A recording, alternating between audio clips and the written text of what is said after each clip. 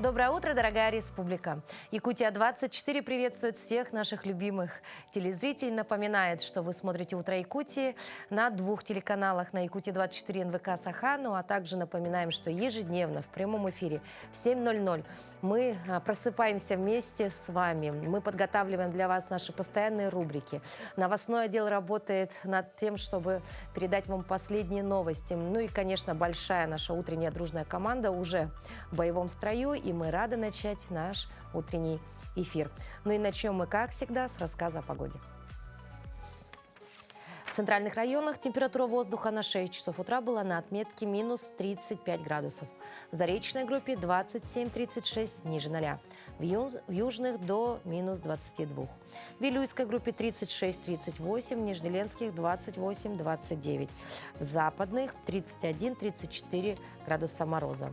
В Колымо-Индигирской группе Улусов до минус 27, в Янских 21-35 со знаком минус. На северо-западе ожидается до 41 градуса мороза. В Якутске температура воздуха на 6 часов утра была на отметке минус 28 градусов. Атмосферное давление 775 миллиметров ртутного столба. Штиль. Сегодня днем преимущественно без осадков. Ветер юго-западный 2,5 метров в секунду. Температура воздуха ожидается до минус 21 градуса. Ну а сейчас давайте немножечко поговорим и обсудим такие легкие новости, которые, возможно, кому-то из вас сейчас помогут проснуться. Ну или, возможно, это будет темой для обсуждения за завтраком. Ну вот, к примеру, если вы думали, что самое строгое законодательство в мире касается только людей, то взгляните на Швецию. Там теперь под защитой закона котики. И речь идет не просто о том, чтобы накормить питомца. Шведское правительство ужесточило правила содержания домашних животных. Отныне оставлять кота одного на целый день незаконно. Да-да, хозяевам официально вменяется обязанность играть со своим пушистиком минимум 2 раза в день.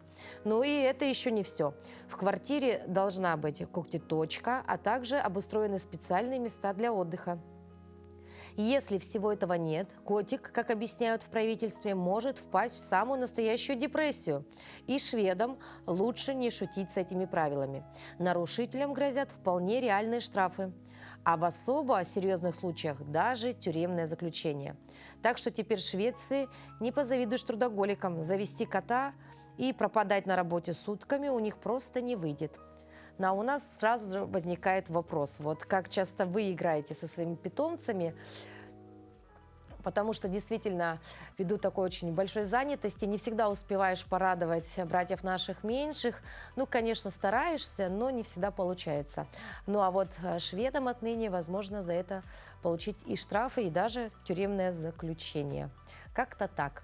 Но я даже немного позавидовала шведским котикам, потому что столько заботы и внимания, так еще и закон на их стороне. Ну а теперь переходим от утренних новостей из мира животных к нашим постоянным утренним ритуалам. Думаете, зарядка – это только для стройных и спортивных, активных и подтянутых? Тогда вы ошибаетесь. Физическая активность важна для каждого, независимо от того, в каком он возрасте и в каком весе. Но важно подходить к ней грамотно, без резких движений, с учетом особенностей организма и с фокусом на комфорте.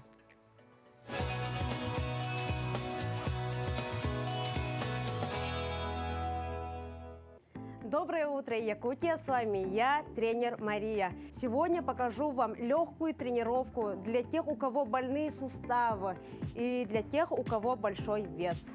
И начнем мы с джампинга в ходьбе.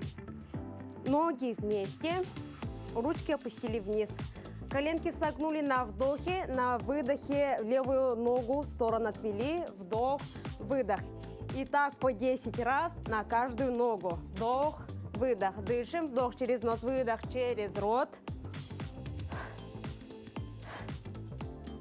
Раз, два, три, 4, 5, 6, 7, 8, 9. И следующее у нас колено-локоть. Ноги поставили на ширине плеч, руки за голову. И на выдохе коснулись колено-локоть. Выдох. Выдох. И так тоже 10 раз на каждую ногу. Выдох. Выдох. Раз, два, три, 4, 5, 6, 7, 8, 9 и 10. Следующее у нас выпады с подниманием бедра. Внизу сделали глубокий вдох. Переднее колено должно образовать 90 градусов. Задней ногой не касаемся пола. Вдох сделали, выдох, подняли бедро. Вдох, выдох. Итак, на каждую ногу по 10 раз. Выдох, вдох, выдох. 5, 6, 7, 8, 9 и 10.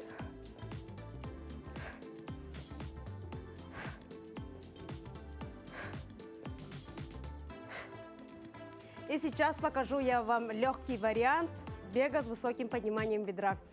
Ручки поднимаем вверх и на выдохе касаемся колен. Выдох, вдох, выдох. По 10 раз на каждую ногу.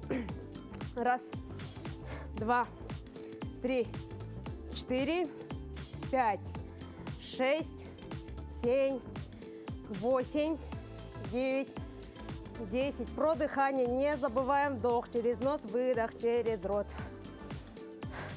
Тренировка была достаточно интенсивная, поэтому между подходами делаем 15-20 секунд отдыха. Заверши утреннюю зарядку вдохом и выдохом. Поднялись на носочки. Вдох, выдох, вдох, выдох, вдох, выдох. Еще раз вдох и выдох.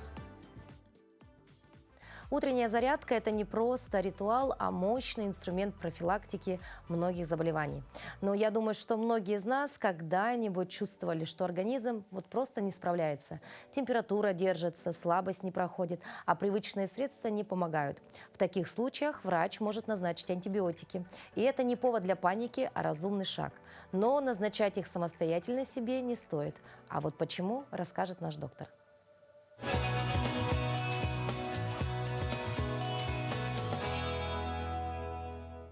Доброе утро! Сегодня мы разберем, почему нельзя самостоятельно принимать антибиотики. Многие люди считают, что если почувствовали себя плохо, то можно просто пропить антибиотики, чтобы скорее выздороветь. Но это большая ошибка, которая может быть очень опасной. Давайте сегодня поподробнее разберемся в этой весьма распространенной ошибке. Во-первых, это неверное лечение, так как не лечится первопричина. Антибиотики действуют только на бактериальные инфекции, а при вирусных они неэффективны. Может очень быстро развиться устойчивость. Самостоятельный выбор и неправильный прием антибиотиков помогают бактериям стать устойчивыми к лекарствам. Это явление называется антибиотикорезистентностью, и оно затрудняет лечение инфекций в будущем. Во-вторых, это развитие побочных эффектов. Антибиотики могут вызывать аллергии, нарушение кишечной микрофлоры, развитие грибковых заболеваний и прочие побочные реакции, особенно если их принимать без контроля врача. В-третьих, есть высокий риск развития осложнений. Неправильное применение антибиотиков может привести к тому, что инфекция затянется и перейдет в более тяжелую форму, что потребует более сложного, длительного и дорогостоящего лечения. Также возникают проблемы с диагностикой. Самостоятельный прием антибиотиков стирает реальную клиническую картину заболевания, мешает точно определить первопричину болезни и своевременно подобрать этиотропное лечение, что может ухудшить состояние и привести к более серьезным заболеваниям. Лучшее решение – это обратиться к врачу, не к фармацевту в аптеке, как часто стараются делать, чтобы сэкономить время, а именно к врачу. Грамотный и ответственный фармацевт в аптеке никогда не будет давать подобные консультации. Фармацевт и врач – это абсолютно разные специальности с разным уровнем знаний и навыков. Антибиотики в нашей стране, как и во многих странах мира, в последние годы запрещено выдавать в аптеке без рецепта, так как это чревато серьезными последствиями. Врач проведет необходимый осмотр, обследование, определит причину болезни и назначит наиболее эффективное и безопасное лечение. Будьте здоровы! Ну а сейчас мы передаем слово нашим коллегам из информационной службы.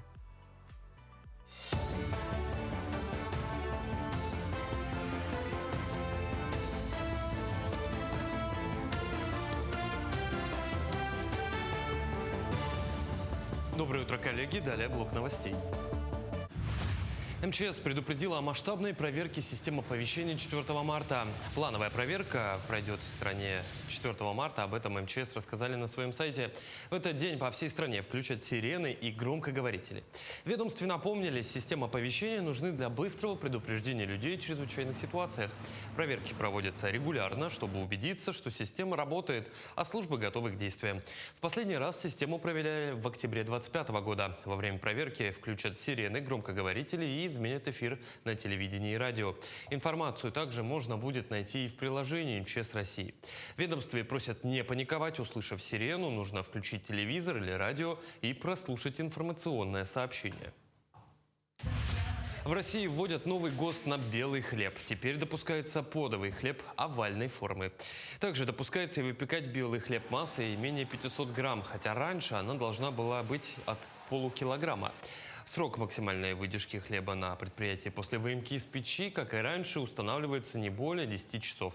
А вот рекомендации по сроку реализации в розничной торговой сети, которые ранее составляли 24 часа с момента выемки из печи, были убраны из нового ГОСТа.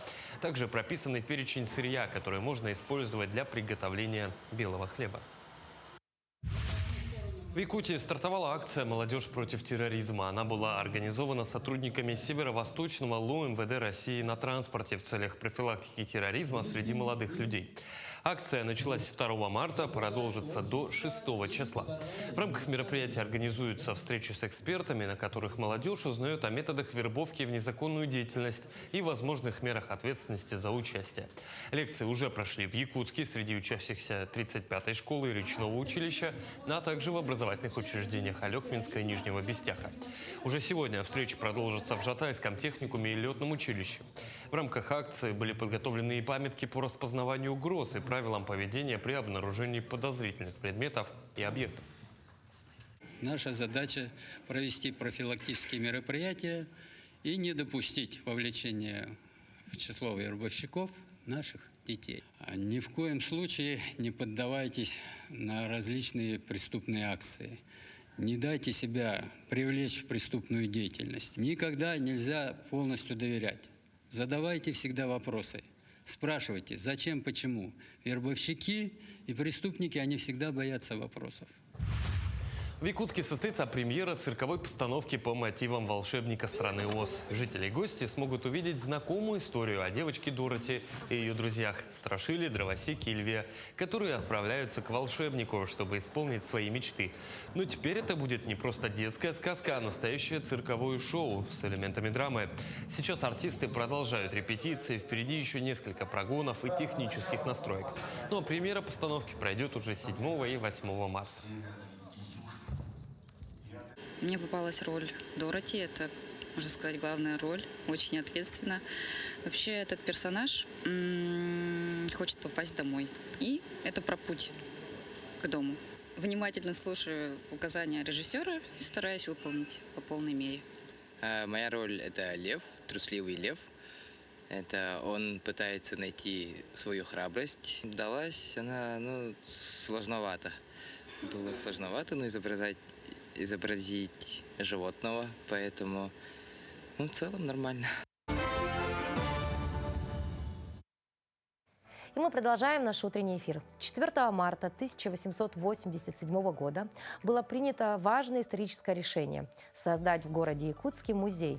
Одно из первых якутских учреждений, призванное заниматься просветительством и научным освоением региона. Сегодня, в день рождения первого музея Якутии, к нам в студию пришел в гости Николай Бугаев, директор Якутского государственного объединенного музея истории и культуры народов Севера имени Емельяна Михайловича Ярославского. Доброе утро. С добрым утром. Николай, сегодня музею имени Ярославского исполняется 139 лет. Ну и первый вопрос, как собираетесь отмечать день рождения? Действительно, у нас сегодня день рождения, и это праздник для всей музейной нашей отрасли, потому что наш музей является самым старшим музеем на Дальнем Востоке. И сегодня мы будем это праздновать тем, что откроем двери для всех посетителей. У нас будет сегодня бесплатный день для всех посетителей. И открываем сегодня специально новые разделы постоянной экспозиции. Мы благодаря нашим спонсорам, таким компаниям, как КДМ, Якутскэнерго, Масэргенбанк, мы обновили нашу экспозицию. И сегодня открываем экспозицию по истории 19-го, начала 20 века. И также мы немножко обновили по культуре 17-18 века. И там можно увидеть новые картины. Сегодня пройдут специальные экскурсии. Это кураторские экскурсии, где вот люди, которые создавали эти экспозиции, они сами расскажут, каков их смысл, для чего это создавалось, какие есть там маленькие секреты, потому что каждая экспозиция — это собрание уникальных экспонатов, которые имеют свою историю, свою энергетику. Поэтому эти кураторские экспедиции очень интересны. Можно по времени это все увидеть на наших социальных сетях и на сайте. Но в большей степени это в первой половине дня будет проходить или во второй? Это и в первой, и во второй. половине, Да, Поэтому, кто интересует, открывайте сайт, посмотрите и посетите, да? Да, и есть у нас телеграм-канал также. Хорошо. И в Максе тоже есть. И в Максе есть. Получается, что 139 лет назад был открыт первый музей, да? Это фактически, да, так произошло? Нет, 139 лет назад было принято решение об открытии музея. Он еще не был открыт. Да, он еще не был открыт, а открытие само произошло в 1891 году, 7 июня. Вот, и в это время по России открылось где-то 80 музеев, по Сибири и Дальнему Востоку где-то 18 музеев, и один из них у нас в республике. Вот, первым экспонатом у нас была эта голова доисторического бизона, который был найден, да, в Верхнеуральском районе. Вот. Ну и для того, чтобы открыть музей, надо было сделать свою коллекцию. Вот раньше, если все это вывозилось за пределы республики, то начали собирать. Да, был у нас такой очень интересный человек, Попов Андрей Кетич, который он начал собирать, это представитель статистического кабинета, который начал собирать, и сперва они собирали у него в дома, потом, уже музей начал разрастаться. Ну вот, наверное, я думаю, что в те времена, конечно же, власти выделили хорошее помещение для музея, да, вот где находился он? Первое время хранилось у Андрея Никитича в его квартире. Вот. Потом город выделил помещение в гостином дворе. Гостиный двор тогда располагался на нынешней площади Ленина. Но средства на отопление, освещение, охрану выделяло государство.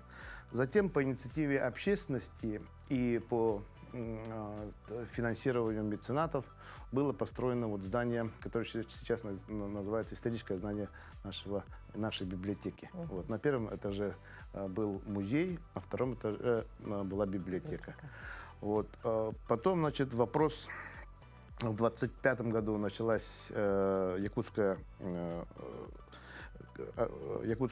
экспедиция и Академии наук, поэтому после этого было принято решение об выделении отдельного здания музея. Да. И Емельян Ярославский, он всегда у своих учеников спрашивал, почему вы обижаете мой музей, не даете ему хорошее здание. Да. И в 24 году было принято решение выдать архиерейские покои, но они не были готовы. И начали ремонт. И в 26 году, 7 ноября 26 года, уже 100 лет, как мы вошли в новое здание, которое историческое наше здание. И с тех пор мы в этом здании находимся. Но мы знаем, что сейчас музей закрыт, да, для посетителей, находится на реставрации. И многих жителей и гостей интересует вопрос, а когда же откроют двери-то? Когда можно зайти вновь и восхититься тем, что находится внутри? Да, это здание знаменитого художника Илишевича, но музей не закрыт, он работает в пристрое. А историческое здание, к сожалению, мы вынуждены были закрыть в 2019 году, когда было фундамент начал гулять, скажем так, из-за того, что возле музея были построены большие высотные дома. Вот. И здесь, конечно, идет большая работа. Вообще у нас в музее по городу Якутску 5 объектов культурного наследия, а в районах, это в Татинском районе, 14 объектов культурного наследия. То есть это очень большая ответственность, и мы должны сохранить эти уникальные культурные объекты. Это Троицкий кафедральный собор по улице Каландрашвили. Вот это первое здание первые сооружения, храм, который был сделан из камня. Да, в это время вообще по всей России, чтобы построить из камня, надо было брать разрешение у государя-императора, потому что в то время строилось Санкт-Петербург, и весь камень уходил туда. Но тем не менее у нас была построена и воеводская канцелярия, и вот здание нашего храма. В 1708 году было начато строительство. И сейчас мы должны это дело восстановить. И мы вот надеемся, что к 400-летию вхождения Якутии в состав России у нас появится и новый храм, и наше историческое здание будет отремонтировано. Более того, у нас есть филиалы. Это музей государственности в 3 у наших улусах. И благодаря вот нашему правительству мы сумели вот за эти годы везде сделать капитальный ремонт. То есть работа идет, нужно лишь подождать, да? Да, Потому что все-таки это такой очень Работа долгий идет, процесс. и здесь хочу сказать большое спасибо вот архитекторам, Общественной палате города Якутска, вот тем всем ВАПИК, которые все помогают, и у них очень много идей для того, чтобы вот воссоздать и сохранить это. Да. Есть такие очень активные у нас люди. Ну а какие планы у первого музея в Якутии вот на ближайшее будущее? В ближайшем будущем, ну, у нас, как вы знаете, территория в городе Якутске находится в самом центре. Она такая компактная, огороженная, и очень много, например, молодых мамочек, детей там отдыхает. Мы должны в этом году сделать ремонт нашего двора. Вот. И по нашим филиалам, это вот филиал Романовка, там сделаем музей не только, чтобы показали якутскую ссылку, но и жизнь до революции. Какая была жизнь до революции в Якутске. Вот так, вот да? такие, да, То есть интересные. ближайшие планы таковы, да, я думаю, можно всю подробную информацию найти у вас на страничках, да, и Да. на сайте. И напоминаем вам о том, что сегодня приходите, двери музея открыты, посмотрите, будут интересные, значит, Да, и для детей экспозиции. мы сейчас делаем мастер-классы, чтобы они смогли научиться сделать подарок для своих мам, сестер, чтобы они вот своими руками сделали подарок. Это такие мастер-классы тоже у нас есть. Вот так. Поэтому идем все в наш любимый музей. Спасибо большое, Николай, за то, что посетили наш утренний эфир. Редакция «Утро Якутии» в вашем лице поздравляет всех ваших коллег с днем рождения музея. Ну и, Спасибо. конечно, пускай все планы воплотятся в жизнь. Ну и до новых встреч. Спасибо. Спасибо большое. Ну а сегодня 4 марта. Откройте календарь, и перед вами будет целая вселенная дат и событий. Каждый день что-то да кто-то отмечает. Чей-то день рождения, старинный праздник, научное открытие или просто памятную дату. Будто бусины на ниточке времени, эти события создают узор нашей общей истории. Без них мир был бы, наверное, скучным и некрасочным. Но календарь, конечно же, нам напоминает, сегодня может быть день какой-то особенный, нужно только это заметить.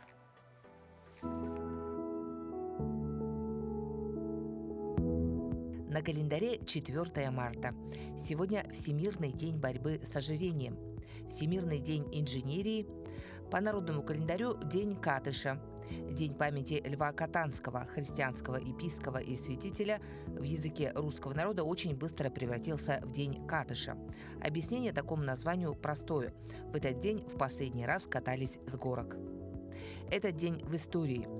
В 1818 году, 4 марта, в Москве открыт памятник Кузьме Минину и князю Пожарскому. В 1877 году в этот день на сцене Большого театра состоялась премьера балета Чайковского «Лебединое озеро». В этот же день Эмиль Берлинер создал микрофон, и этот день считается днем рождения микрофона. В 1918 году в водах Бермудского треугольника исчезло военно-морское судно «Циклоп». А в 1955 году в этот день фирма Sony приступила к выпуску карманных радиоприемников. Антонио Вивальди – итальянский композитор, скрипач, педагог, дирижер. Поль Мариа – французский композитор, аранжировщик и дирижер. Юрий Сенкевич – советский российский путешественник, телеведущий, ученый. Лариса Лужина – советская российская актриса театра и кино, народная артистка РСФСР. Борис Моисеев – советский и российский танцовщик, хореограф, певец, заслуженный артист России.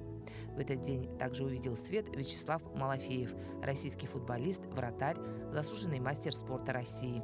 Именины сегодня отмечают Антон, Афанасий, Василий, Давид, Денис, Иван, Игнатий, Корнилий, Лев, Леонтий, Николай, Самсон, Сергей, Тихон, Федор, Филипп и Ярослав.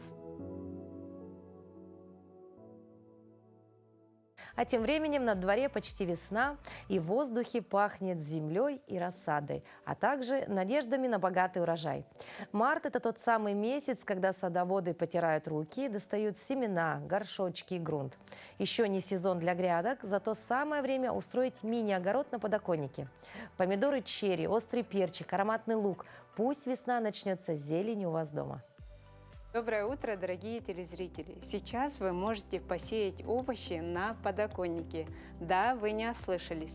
Есть такие семена овощей, очень миниатюрных, которые вы можете посеять, посадить на подоконнике, на балконе и уже их кушать через пару месяцев. Это у нас может быть вот такой красивый перец, томат, есть даже огурцы, вот такая мята и розмарин. И представьте, вот на подоконнике у вас растут комнатные растения, и среди них, например, вот такой красивый перец кустарниковый мексиканец. И, конечно же, среди зелени это будет смотреться очень красиво. Поэтому экспериментируйте, сажайте вот такие семена овощей. И сейчас я вам покажу агротехнику выращивания таких овощей. Ну вот, посмотрите, какие перцы и помидоры у нас растут в торфяных таблетках. Чтобы им не было очень сухо, мы добавили под торфяными таблетками вермикулит.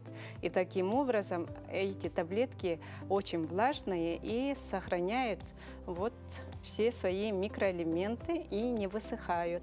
Чтобы рассада была здоровой, мы обязательно рассаду ставим под такой фитолампой полноспектральной. Здесь 70 ватт, что заменяет, например, солнце Краснодарского края.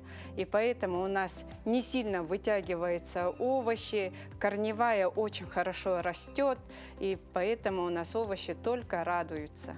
Так что смело сажайте овощи на подоконнике и радуйте своих близких натуральными витаминами. Настоящие джунгли в самом холодном городе мира.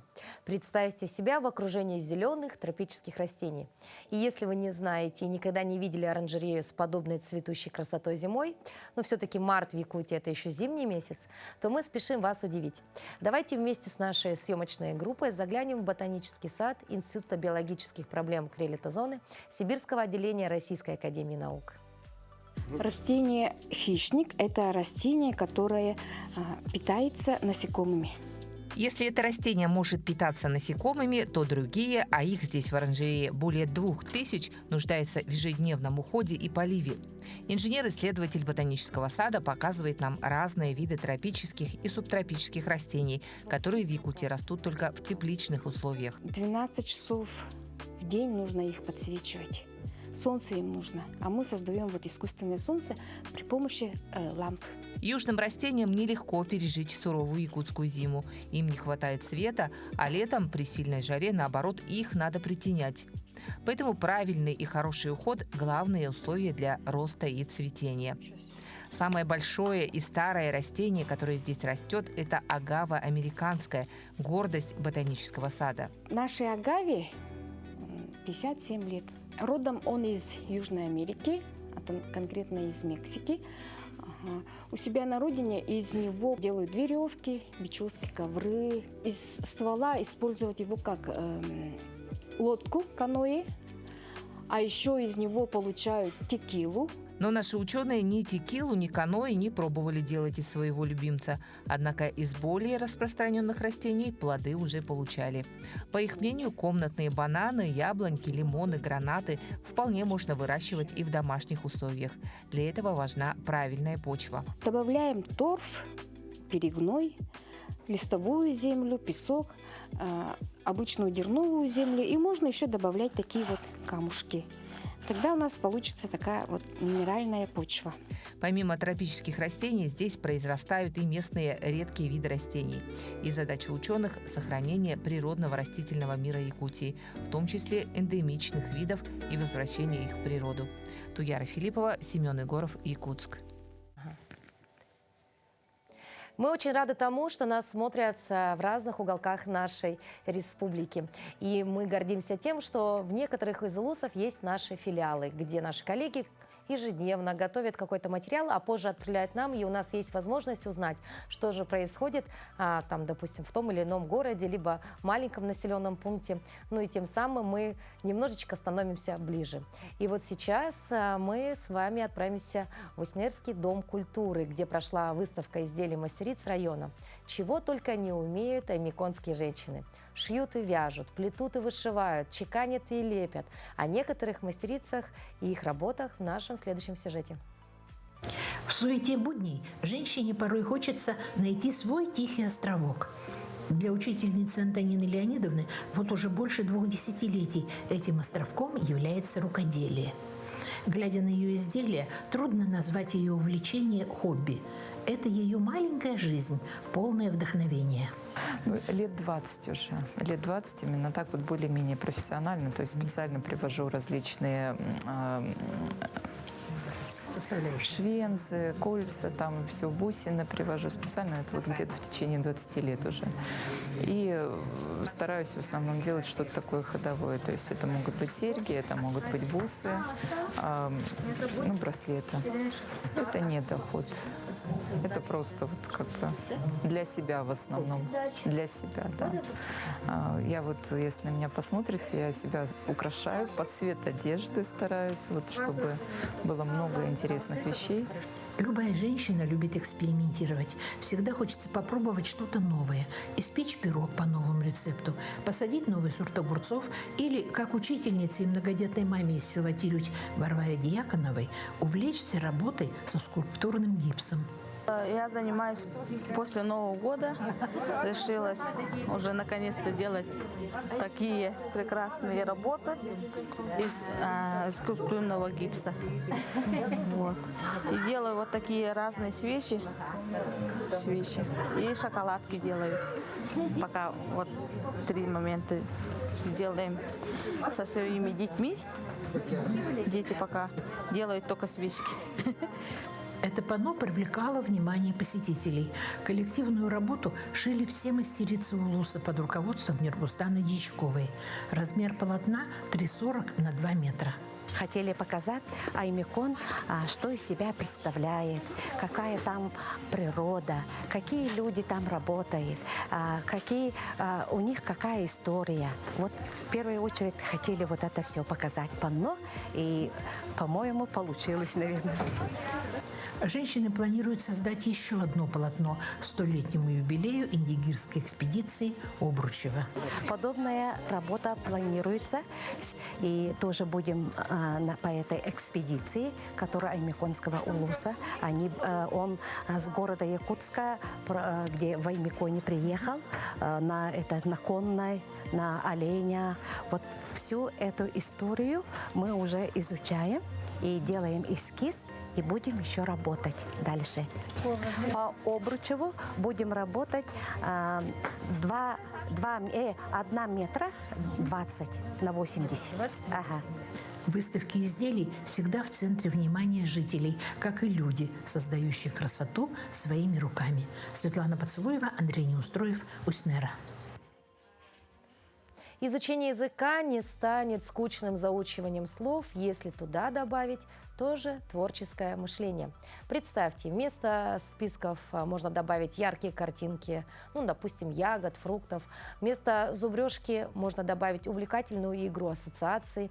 Визуальные образы цепляются за память крепче, а процесс превращается в удовольствие. Творческий подход снимает стресс и зажигает интерес. И вот вы уже не учите язык, а играете с ним. Давайте изучать якутский язык вместе с нами.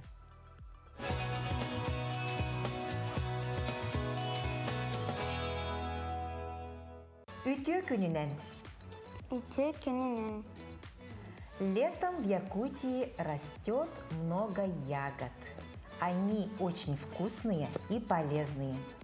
Аня, ты можешь назвать некоторые из них? Клубника, земляника, малина, ежевика, земляника. Хорошо. Это садовые ягоды ты назвала. Ага. А есть дикорастущие, которые очень полезные. Сейчас узнаем их якутские названия, а также производные от них глаголы. Слушай и повторяй. Брусника. Отон. Отон. Собирай бруснику. Отонно. Отонно. Голубика. Сугун. Сугун. Собирай голубику. Сугунна. Сугунна. Красная смородина. Каптагас. Каптагас. Собирай красную смородину. Каптагаста. Каптагас. Каптагас. Та. Та. Каптагаста. Каптагаста. Молодец. Черная смородина. Моньогон. Моньогон. Собирай черную смородину. Моньогонно. Моньогонно. Земляника. Джеден. Джеден. Собирай землянику. Джеденне. Джеденне. Теперь пройдем несколько слов для составления предложений по теме. Расти. Ün. Ягода. Сираха. Сираха. Собирай ягоды. Сираста. Сираста. Много. Эльбех. Эльбех. Запас. Кагас. Кагас. Запасись. Каган. Каган. Делай. Оңор. Омор. Оңор. Онор. Варенье. Барыня. Бараня. Напиток. Утак. Отах. Вкусный. Минигес. Минигес. Полезный. Тухалах. Тухалах. Отлично. Олусбе. Давайте составим с ними простые предложения. В Якутии растет много лесных ягод. Саха сиригер эльбех сир аха юнер. Саха сиригер. Саха сиригер. Эльбех. Эльбех. Сираха. Сираха. Юнер. Юнер. Летом все собирают ягоды. Сайын бары сирастыллар. Сайын. Сайын. Бары. Бары. Сирастыллар. Сырасты. Сир. Сир. Астыллар. Астылар. Джеберт. Теперь мы можем говорить о лесных ягодах нашей Якутии. Керсех Кадери. Керсех Кадери. Современные исследования подтверждают, разностороннее развитие ребенка стимулирует нейропластичность мозга. Когда дети пробуют разные виды деятельности, пусть то будет физическая, творческая, интеллектуальная, в мозге у него, конечно же, формируются новые нейронные связи. Разнообразие опыта в детстве – это залог гармоничного, конечно же, развития личности в будущем. Вот герой нашей следующей рубрики точно знает, что ему интересно и чем он хочет заниматься дальше. А его увлечение довольно-таки необычное. Это самый старый в моей коллекции пока что. Называется он ГП-4У. Какого года? 1956. Учащийся 8 класса политехнического лицея Вова Местников не хуже взрослого экскурсовода. Рассказывает историю противогазов и не только про них. Сфера, где много людей скапливается. Это нынешний Есть же система пожарного, да? Здесь, в Центре предупреждения и профилактики чрезвычайных ситуаций Якутии, выставлена коллекция школьника. За 6 лет накопилось более 22 экспонатов средств индивидуальной защиты. Самый первый преподнес в качестве подарка отец мальчика. Я прям его просил, чтобы уже несколько месяцев просил, ага. А потом, когда я шел после школы домой, он мне позвонил. Сказал то, что для тебя подарок. Я уже такой обрадованный, бросил там в друзей и просто побежал со всех ног домой. Потом увидел то, что там был такой, по типу вот такого вот противогаза, ага, это марки ГП-5. Вместе с Вовой рос и его интерес к военной технике. С детства родители водили мальчика на экскурсии и выставки. С детства, ага. У меня это военная атрибутики очень большая, интерес большой. Меня всегда водили на эти экскурсии. Но самое такое мне запоминающееся, еще я играл игры по имени, например, Сталкер, ага. Он из легкодоступного, то, что можно было в коллекции, это был противогаз. Он самый такой распространенный и недорогой. Школьник – круглый пятерочник по физике, труду и ОБЖ. Увлекается электромонтажом, а один из любимых предметов – энергетика. Помимо прочего, Вова интересуется нумизматикой, но с будущей профессией пока не определился. В отрасли у меня очень много увлечений. Это, например, чинить там и так далее. Я занимаюсь электромонтажом, ага. В нашей школе есть такое занятие, называется энергетика. В нем мы собираем там схемы, там, например, сборка щитов и так далее. Вот отрасли у нас много. Ну и, наверное, хочу и тоже посвятить противогазам какую-то тему какую-нибудь. Музей первый, например, музей противогазов. В честь первой выставки Служба спасения республики вручила Вове подарки, чтобы необычная коллекция пополнялась. Это дозиметр ДП-22В, ага. Он работает над тем, что мы берем это, вот, как вы видите, это какая-то металлическая, да? Мы ее носим с собой, ага, и она накапливает в себе излучение. Радиация, она прям вот так вот, как стрела заходит сюда, ага.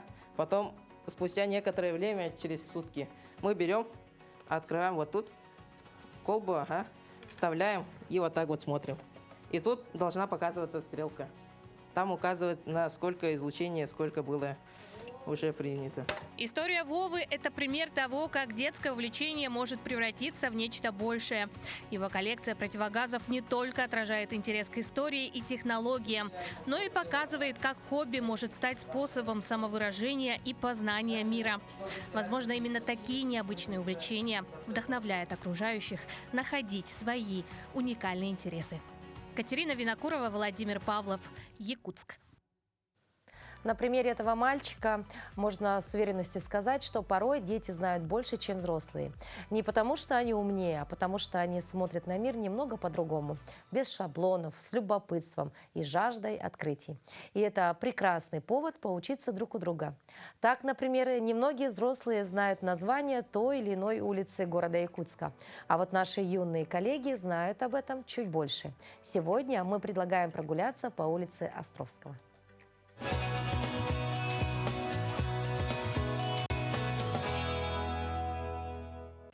Здравствуйте! В эфире рубрика «Моя улица». И сегодня мы находимся в Октябрьском округе, на улице, которая сменила несколько названий, а за ними человеческая судьба.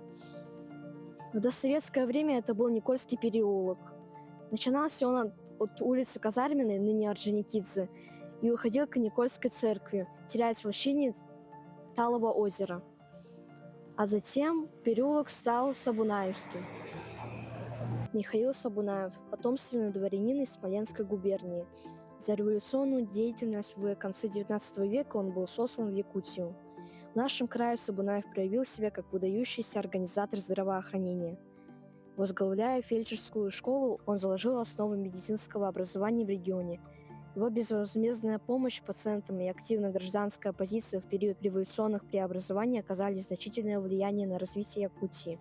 В 1938 году Сабунаевский переулок переименовали в улицу имени Александра Николаевича Островского. Великий русский драматург, автор 47 пьес, создатель Национального русского театра. «Гроза», «Бесприданница», «Свои люди», «Сочтемся». Эти названия знакомы каждому.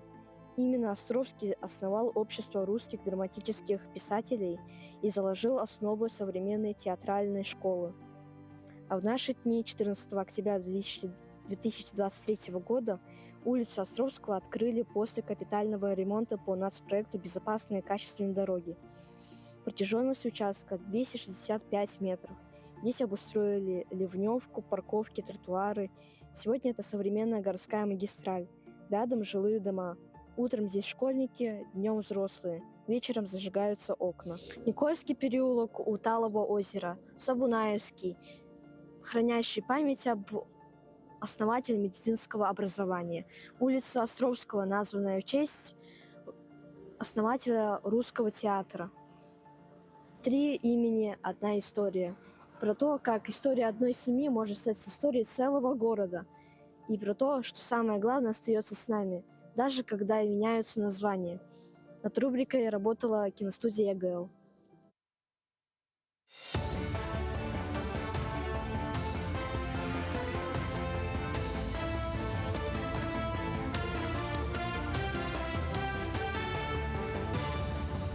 Мы продолжаем рассказывать о самых заметных событиях в республике, стране и мире. Суммарный объем автомобильных грузоперевозок между Россией и Китаем за минувшие 2 года вырос в несколько раз и составил более 6 миллионов тонн. Об этом рассказали в Кабмине страны. Отмечается также, что в минувшем году на 46% выросло число выданных разрешений на грузовые перевозки между странами. Учитывая потребность в новых маршрутах, министры транспорта 2 стран договорились активизировать работу региональных властей для подписания межправительственных соглашений о строительстве новых платных мостовых переходов с привлечением частных инвестиций, добавили в пресс-службе российского Кабмина. Но Якутия тем временем продолжает пополнять парк медицинского оборудования. В рамках нацпроекта «Семья» перинатальный центр республиканской больницы номер 1 обновил аппаратуру в 3 отделениях. Во всех подразделениях появились новые УЗИ-аппараты и кровати, заменили операционные светильники и неонатальные столы. В реанимации для новорожденных обновили кувезы, аппараты ИВЛ и другое. Отделение реанимации для рожениц пополнилось ЭКГ-оборудованием и новыми мониторами для отслеживания показателей состояния пациента. В планах у Национального центра медицины обновление парка оборудования педиатрического центра.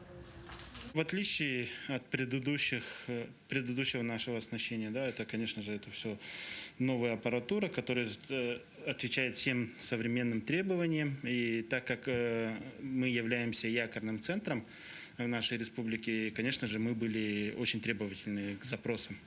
И, благо то, что есть такие программы национальные, и очень хорошо нас оснастили. Председатель движения «Здоровое Отечество» Екатерина Лещинская предложила ввести стандарт здорового питания для всех школ и детских садов страны.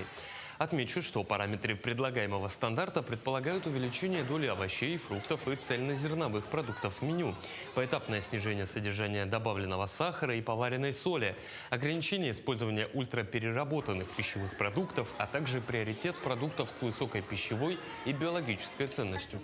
По словам автора инициативы, переход на обновленные стандарты реален, без привлечения дополнительных средств из бюджета, за счет оптимизации закупок и пересмотра подхода к наполнению тарелки.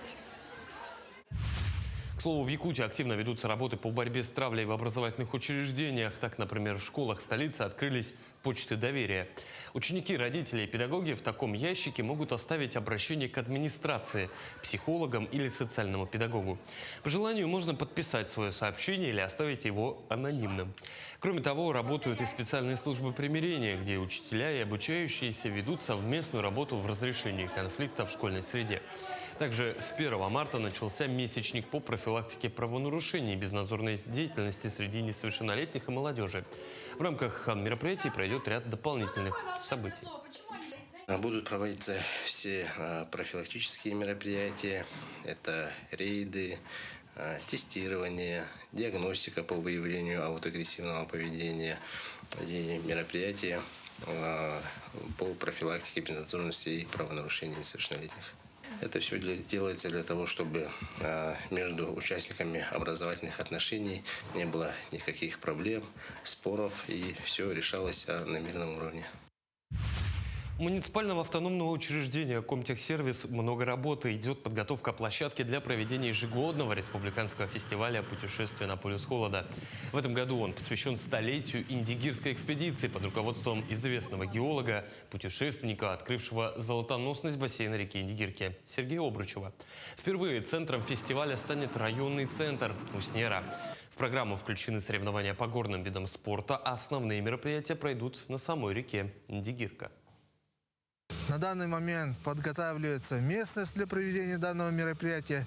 Задействованы 2 спецтехники по расчистке снега. Заготавливается снег для горки и для скульптуры огромного быка. Разравниваются парковочные места, место проведения соревнований. Также местность для катания на снегоходах, оленях и на лошадях. Также расчищается местность для организации харчевни. На этом все. Хорошего дня и оставайтесь на нашем телеканале. И мы продолжаем наш утренний эфир. И сейчас мы поговорим о портале, который так или иначе касается каждого из нас, о госуслугах. Что делать, если вдруг вы забыли пароль? Или, возможно, потеряли доступ к старому номеру телефона? Или вообще ваш личный кабинет заблокировали? Об этом и не только нам расскажет начальник клиентской службы города Якутска Центра «Мои документы» Александра Николаевна Наговицына. Александра Николаевна, доброе утро. Доброе утро. Ну, конечно, не секрет, что именно в МФЦ, да, большинство людей обращаются, да, по различным вопросам, касаемым, ну, конкретно госуслуг, да. Ну и вот к самому распространенному перейдем, да. Как восстановить доступ, если вдруг он, ну, не в нерабочем состоянии? Ну, во-первых, создавать учетную запись новую не надо, так как учетная запись подтвержденная может быть одна у человека. Восстановить доступ можно 2 способами. Это через онлайн-приложение банков крупных. Если вы являетесь клиентом какого-нибудь банка, вы можете через онлайн-приложение зайти и восстановить учетную запись. Программа сама идентификацию произведет и восстановит. И, во-вторых, если у вас нет возможности, ну, по старому номеру телефона или по электронной почте зайти в личный кабинет, то можно обратиться в центре «Мои документы» на восстановление учетной записи. Для этого необходимо с собой принести паспорт и СНИЛС. А что значит подтвердить учетную запись, да, и где это можно сделать? Ну, когда мы скачиваем приложение госуслуги и устанавливаем приложение, то у нас появляется неподтвержденная учетная запись, она называется стандартная, упрощенная.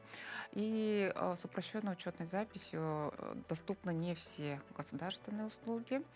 И для того, чтобы иметь возможность пользоваться всеми услугами, такими как там, оформление паспортов, прописка, необходимо подтвердить учетную запись. Подтвердить учетную запись можно через центры «Мои документы». Необходимо принести с собой паспорт СНИЛС, а также через администрации муниципальных округов и через приложение банков. Тут я хотела бы сделать оговорку, что подтвердить учетную запись можно, если только человек подходит лично. По доверенности это не делается, так же, как и восстановление учетной записи. А вот я слышала еще, даже не слышала, а сама столкнулась относительно недавно с таким моментом, как блокировка аккаунта на 72 часа. Вот как это работает и можно ли сделать так, чтобы он стал работать быстрее, чем 72 часа? Ну, система безопасности госуслуг, он становится умнее, поэтому вот с 2024 года, с декабря, есть такое, что вот, да, аккаунт блокируется на 72 часа. Это делается, ну, как бы не делается, а вот если программа посчитает, ну, портал посчитает, что какие-то действия производятся, например, частая смена пароля, или вы пытаетесь войти в учетную запись по новому устройству, то, да, аккаунт блокируется на 72 часа. Блокировка проходит через 72 часа, но если вы, например, торопитесь, то уже, да, нужно будет обратиться в центр «Мои документы», подойти с паспортом и СНИЛС и восстановить учетную запись. А также вот как можно восстановить через цифровой ID в российском мессенджере МАКС. То есть сейчас они синхронизированы, да? Да, цифровой ID синхронизирован с госуслугами. Это электронный сервис, аналог для в котором хранятся паспорт, СНИЛС и ОМС, и с помощью которого можно подтвердить вашу личность или же подтвердить возраст, если, например, нужно купить билеты в музей или пройти в учебное заведение. Мгм. Ну а про какие еще новые сервисы можно сегодня рассказать? Еще какие-то нововведения появились? Ну, я бы хотела рассказать, во-первых, про чат-бот Центра «Мои документы», для того, чтобы предварительно записаться, узнать статус обращения, график работы отделений не только города, но и района. Устанавливайте чат-бот «Мои документы». А также хотела затронуть про чат-бот Минздрава Республики Саха-Якутия «Запись к врачу» в российском мессенджере «Макс». Это очень удобно и быстро. Для этого нужно будет установить приложение, пройти авторизацию через номер СНИЛС и дату рождения и выбрать медицинское учреждение, дату, время и записаться к необходимому специалисту. То есть сейчас все так автоматизировано, главное было бы желание. Если, конечно, нет возможности разобраться самостоятельно, приходите в «Мои документы». Вам помогут. Да. Спасибо большое за полезную информацию. Мы желаем вам хорошего, продуктивного рабочего дня. Спасибо вам. И на этом наш утренний эфир подходит к концу. Увидимся уже завтра в 7:00 на телеканале «Якутия-24». Просыпаемся. Всем удачного, хорошего дня. Ну и, конечно, прекрасного, уже пускай весеннего настроения. Ну и не забываем о том, что у нас есть телеграм-канал. QR-код вы видите прямо сейчас. Пересмотрите эфир, задайте нам вопросы. Мы всегда на связи. До новых встреч!